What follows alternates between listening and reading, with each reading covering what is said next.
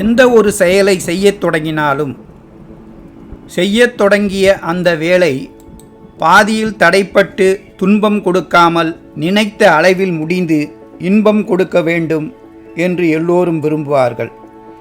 அவ்வாறு அக்காரியம் இடையூறு இன்றி இனிது முடிதற் பொருட்டு கடவுளை வணங்கி வாழ்த்துதல் மரபு என்று கூறினோம். அந்த மரபினை ஒட்டியே வள்ளுவனார் திருக்குறள் என்ற நூலை எழுத விரும்புகிறார்.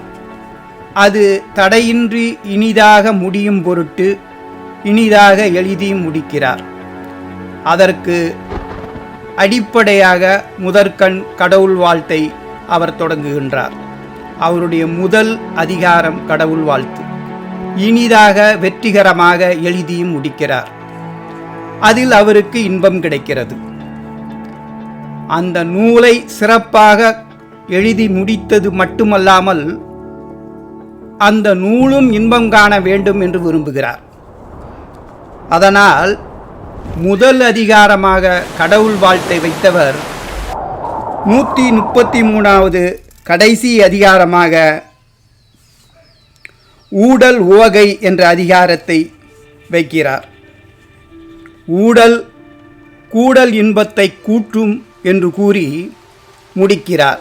ஆகவே அந்த நூலும் இன்பமாக முடிய வேண்டும் என்று அவர் விரும்பியுள்ளார் என்பது தெளிவாகிறது. அதற்கு அடுத்ததாக கடவுள் வாழ்த்துக்கு அடுத்த அதிகாரமாக வான் சிறப்பு என்ற அதிகாரத்தை எழுதுகிறார். உலகத்தில் உள்ள உயிர்கள் வாழ்வதற்கு மழை இன்றியமையாதது. அத்தகைய மழையினது சிறப்பையும் பெருமையும் மிக அழகாக எடுத்து கூறுகிறார். உலகம் நடத்துவதற்கு காரணமாக இருப்பது மழையே ஆகும். எனவே மழையை அமிழ்தம் என்று கூறுகிறார். உணவினை உண்டாக்குவது மழை, அதுவே உணவாகவும் அமைகின்றது. மழை இல்லை என்றால் உலகில் பசி துன்பம் உண்டாகும். மழை பொழியாவிட்டால் உழவு தொழில் நடைபெறாது.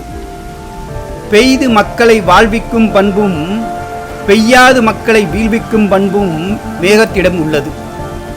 மேகத்திலிருந்து நீர்த்திவளைகளை பெறாவிட்டால் பூமியில் பசும் புற்களை கூட காண முடியாது.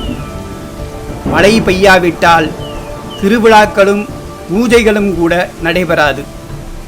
இல்லறத்தார் தானம் செய்வதற்கும் துறவரத்தார் தவம் செய்வதற்கும் தவறாது வேண்டப்படுவது மழையாகும். உலகில் அறம் பொருள் இன்பம் இனிது நடைபெற வேண்டுமென்றால் அதற்கு காரணமாக விளங்குவது மழையே என்பதில் ஐயமில்லை. வான் நின்று உலகம் வழங்கி வருதலால் தான் அமிழ்தம் என்று உணரற்பாற்று என்று கூறி வான் சிறப்பு அதிகாரத்தை தொடங்குகிறார் ஐயன் வள்ளுவர். திருக்குறள் வான் சிறப்பு. வானின்றுலகம் வழங்கி வருதலால் தானமிழ்தம் என்றுணரற்பாற்று. துப்பார்க்கு துப்பாய துப்பாக்கி துப்பார்க்கு துப்பாய தூமழை.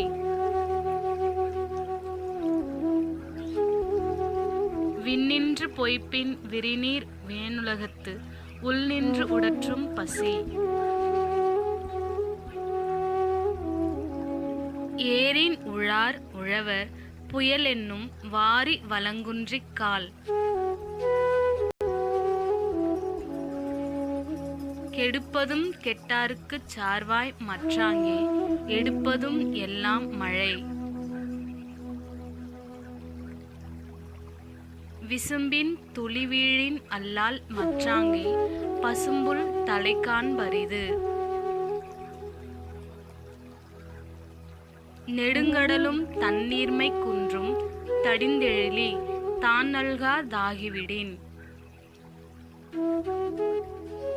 சிறப்போடு பூசனை செல்லாது வானம் வரக்குமேல் வானோர்க்கும் ஈண்டு. தானம் தவமிரண்டும் தங்கா வியனுலகம் வானம் வழங்காதெனின்.